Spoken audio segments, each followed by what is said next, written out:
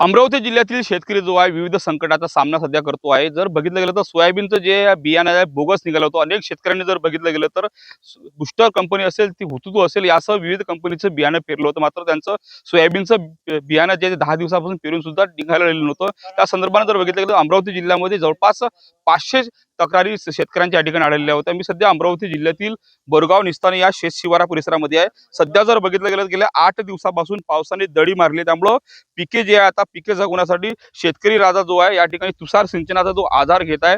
ज्या शेतकऱ्याकडे सिंचनाची व्यवस्था आहे त्यांच्याकडे मुबलक असं पाणी आहे, तो शेतकरी जर बघितलं गेलं तर आता आपलं पिकं वाचवण्यासाठी जे आहे या ठिकाणी तुषार सिंचनाच्या माध्यमातून म्हणजे ओलीत करून संपूर्ण सोयाबीन आणि कपाशीचं पीक या ठिकाणी वाचवत आहे. मात्र ज्यांच्याकडे ओलिताची सोय नाही ते शेतकरी मात्र पुन्हा एकदा संकटात आहे. सध्या मी ज्या शेतामध्ये आहे त्या शेतकऱ्यांनी जर बघितलं त्यांनी बुस्टर कंपनीचं या ठिकाणी बियाणं सोयाबीनचं बियाणे पेरलं होतं. मात्र त्यांचं बियाणं फक्त 10 ते 15% निघालं होतं. त्यामुळे त्या शेतकऱ्यांनी दुबार पेरणी केली होती. या संदर्भाने आपल्यासोबत बोलण्यासाठी शेतकरी आहे.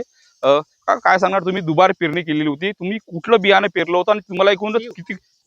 हुतुतू कंपनीचं बुस्टर या नावाचं कंपनीचं बियाणं पेरलेलं होतं. त्यामुळे ते 10 ते 15% निघालं.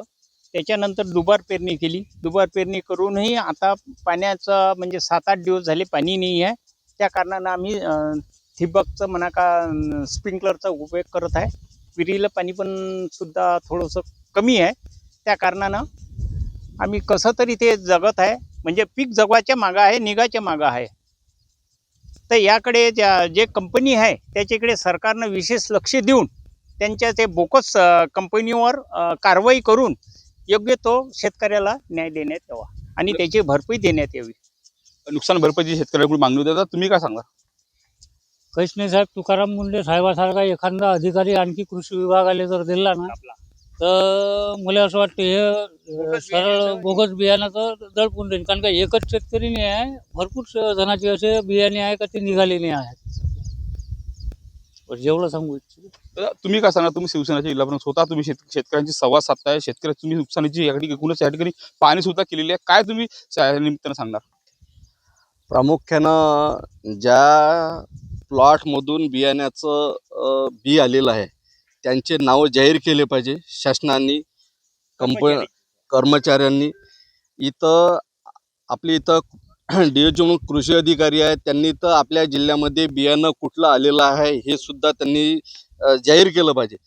ज्या प्लॉटमधून अतिशय चांगला उपक्रम आहे शासनाचा. कोणत्याही कंपनीचं बियाणं असलं तर एका गावाला 25 ते 30 एकरचा प्लॉट आपण त्या शेतकऱ्याला देतो आणि त्याच्या माध्यमातून आपण बियाणं तयार करतो. आणि त्याच प्लॉटचे सॅम्पल निघाल्यानंतर ते पासिंग होतात आणि त्यानंतर बॅगा भरल्या जातात. प्रामुख्यानं बुस्टर कंपनीचं बियाणं हे पासिंग केलेलं नाही आहे आणि ह्या बॅगा कोणाच्या भरोशावर म्हणजे त्यांनी भरल्या गेल्या आणि प्रामुख्यानं मार्केटमध्ये कोणाच्या आशीर्वादानं आल्या हे सुद्धा संशोधनाचा विषय आहे. कास्तकाराचं नुकसान होऊनच राहिलं. कास्तकार इकूनही मेल्या चालला. शासनाकडून त्याच्यावर दुर्लक्ष होऊन राहिलं. एकाएकडे निसर्गानं सुद्धा कास्तकारावर दुर्लक्ष केलं. कारण 1 महिना पाऊस लेट झाला, इकून तिकून पाऊस आला, त्याच्यानंतर कास्तकारी आपली चालू झाली आणि प्रामुख्यानं वापस त्याचं बियाणं खराब निघाल्यामुळं त्याच्यावर दुबार पेरणीची वेळ आली. आणि आता दुबार पेरणी केल्यानंतर सुद्धा या बाबतीत 8 दिवसापासून प्रामुख्यानं पाणी अजून निघून गेलं, म्हणून तिसरी दुबार पेरणी येईल का असं संकट शेतकऱ्यावर आहे. परंतु या बियाण्याचा आजही आम्हाला गॅरंटी नाही का हे बियाणं निघेल की नाही. म्हणून ज्या ज्या अधिकाऱ्यांचा याच्यामध्ये हात आहे त्यांना हे सांगू इच्छितो, आम्हाला हे विसरून जावं लागेल की आम्ही सत्तेत आहोत, आम्ही या सत्तेचा काही भाग आहोत, हे विसरून चालणार नाही. आम्हाला शेतकऱ्यासाठी रस्त्यावर उतरावं लागेल. शेतकऱ्यासाठी एखाद्या वेळेस अधिकाऱ्याच्या ढुंगणाचे माप घ्यावं लागेल. हे आम्हाला विसरून चालणार नाही. म्हणून जे कोणी अधिकारी याच्यामध्ये दोषी असेल त्यांनी प्रामुख्यानं या बियाण्याच्या कंपनीवर कारवाई तर केलीच पाहिजे, परंतु त्या बियाण्याच्या संदर्भात ज्या कंपनीचे बियाणे असन त्यांनी शेतकऱ्यासाठी मदत सुद्धा केली पाहिजे. हेच एवढी या निमित्तानं त्यांना म्हणणं आहे, सांगणं आहे. आणि गव्हर्नमेंटनं तातडीनं त्यांचे लायसन रद्द करून त्याच्यावर आजीवन त्यांना कारावास दिला पाहिजे. या सुद्धा मागण्या आमच्या राहील. निश्चितच एकूणच जर बघितलं गेलं सुरुवातीला जेव्हा बोगस बियाण्याचा फटका बसला त्यामुळे दुबार पेरणीची वेळ शेतकऱ्यांवर आली होती. अनेक शेतकऱ्यांनी जर बघितलं गेलं दुबार पेरणी केली, मात्र आता पाऊस बेपत्ता असल्यामुळे शेतकऱ्यांवर तिबार पेरणीची वेळ येणार का असा दुर्दैवी सवाल जो आहे शेतकरी स्वतःलाच या ठिकाणी विचारू लागलेला आहे. त्यामुळे राज्य सरकारच्या वतीने खरंच बोगस बियाण्याच्या वर कठोरातली कठोर कारवाई होईल का आणि दुबार पेरणी आणि तिबार पेरणीसाठी शेतकऱ्यांना जे आहे बियाणं मिळणार का याकडे संपूर्ण शेतकरी राजाचं लक्ष लागून राहिलेलं आहे. सूरज दहाट, लोकशाही मराठी, अमरावती.